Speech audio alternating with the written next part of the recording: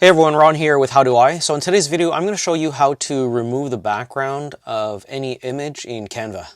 So right now you can see this person has a removed image, has removed the background, and I'm just going to come over to Uploads, and you can see a bunch of images that I have right here. So you can see John Jones, you have some UFC fighters. I also have a YouTube logo that has a background, and you'll see as I drag this into the Canva photo or project canvas, you can see that there's a background that I don't want here. So as this pops up, you'll see BG remover. And then all you want to do is just come over here and you'll see BG remover.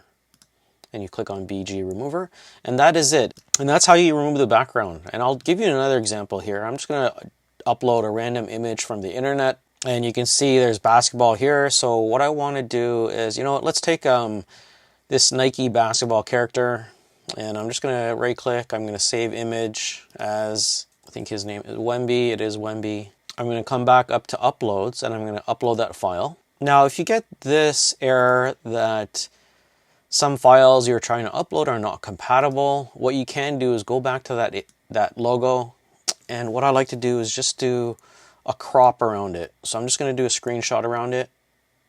I'm just going to do that, come back over to Canva, and now I'm going to upload that file because I know that it's a screenshot. And now you can see that it's uploading. And now I'm just going to click on it once, and now it's right here. And then I'm just going to click on BG remover. And there you go. Nice and easy. Canva is probably one of the best tools I've used. If you're not familiar with Photoshop, something like this in Photoshop to do would have taken at least maybe 5 to 10 minutes at most. You can see in Canva, it did this in seconds. So anyways, that's it for the video. If you do like this video, please don't forget to comment, subscribe, and like, and I'll see you in the next one.